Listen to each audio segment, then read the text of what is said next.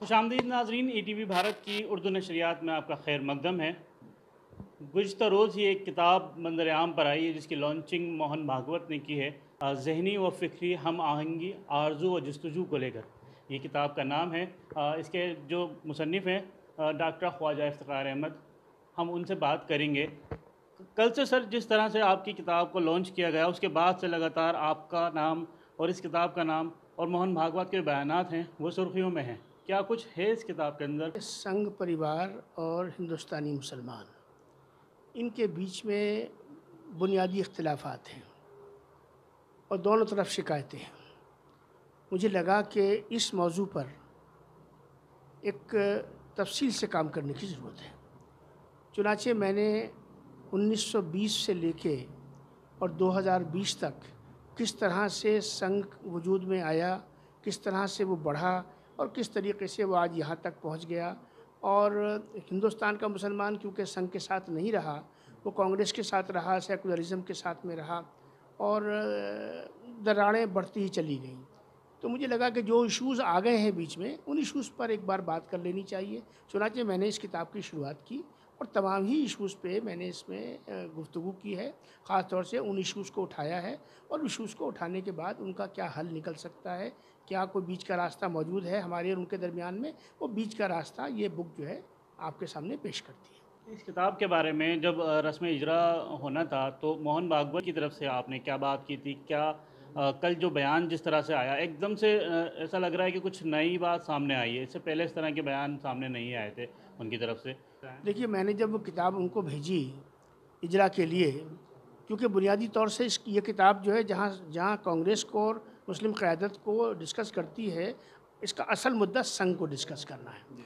तो संघ में तो मैंने सोचा कि इसको अगर संघ के ही जो चीफ़ हैं, अगर वो इसको इजरा करने को तैयार हो जाएँ, बशर्ते कि मेरी कोशिश उनकी समझ में आ जाए, तो इससे ज़्यादा आइडियल कुछ हो नहीं सकता।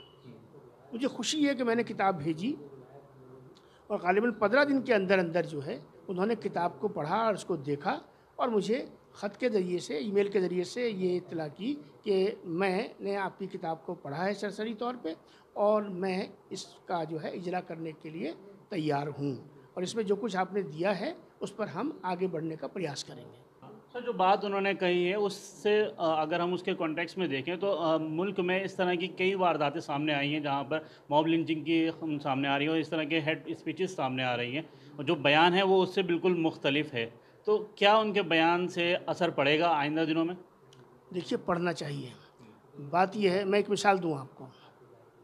6 दिसंबर को हर साल संघ शौर्य दिवस मनाती है, बाबरी मस्जिद की शहादत के दिन का।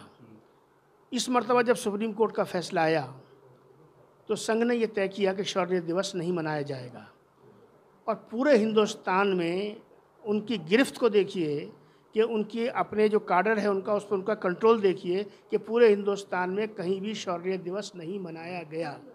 और उस सुप्रीम कोर्ट के फ़ैसले को हिंदुस्तान के मुसलमान ने और हिंदुस्तान के हिंदू ने, दोनों ने जिस तरीके से उसको तस्लीम किया, वो ये बताता है कि किस कदर ज़बरदस्त कंट्रोल है आरएसएस का और आरएसएस के चीफ़ का और उनके ज़िम्मेदारों का अपने काडर के ऊपर। तो अगर आज सरसंचालक जी ने ये बात की है और अपने काडर पर ही गिरफ्त बनाने की कोशिश की है, तो मैं नहीं समझता कि उसका असर नहीं होगा। उसका असर यकीनी तौर पे होगा और उसकी बुनियादी वजह ये है कि अगर उनका काडर उनकी बात पर लब्बैक नहीं कहता तो इससे वो अपने संगठन को कमज़ोर करता है, अपने संगठन का जो नेतृत्व है उस पर प्रश्न चिन्ह लगाता है। जहाँ हमारी क्रेडिबिलिटी का इम्तिहान है कि हमने जो कहा हमें उस पर खड़े रहना है और मैं उस पर खड़ा रहूँगा, इसी तरीके से जो उन्होंने कहा है मुझे यकीन है कि वो भी उस पर खड़े रहेंगे। सर, आखिरी सवाल मेरा, जिस तरह से इस किताब की चर्चा हो रही है, अच्छे लेवल पे चर्चा हो रही है, वहीं कुछ तनकीद का भी आपको निशाना बनाया जा रहा है। कुछ लोगों का आपके ऊपर जो तनकीद की जा रही है वो इस तरह से सामने आ रहा है कि उनको लग रहा है कि शायद आपने अपने फ़ायदे के लिए किताब लिखी है और किसी के मतलब चापलूसी के तौर पर इस तरह की किताब शाये की हुई है। तो उस पर आपका क्या कहना है? मेरा कहना ये है कि मैं 30 साल से पब्लिक लाइफ में हूँ। मैं नरसिम्हा राव जी के साथ में रहा। मुझे नरसिम्हा राव की किचन कैबिनेट का सदस्य लिखा था माया ने, ठीक है ना। और मैं पूरी जिम्मेदारी से आपके चैनल पे कह रहा हूँ कि मेरा न तो उंगली कहीं दबी हुई है, न मेरी आँख किसी के सामने झुकी हुई है, ठीक है। जो लोग ज़मीर फ़रोश और मिल्लत फ़रोश होते हैं, जो सौदाई होते हैं, वो इस तरह की बातें सोच सकते हैं। मेरी ज़िंदगी आईने की तरह साफ़ है। जो किताब जो आई है, जो एक ब्रिज का काम करेगी संघ और मुसलमानों के दरमियान, उससे आवाम के दरमियान जो दूरियां हैं वो कितनी कम हो पाती हैं। ईटीवी भारत के लिए दिल्ली से मोहम्मद राहिम।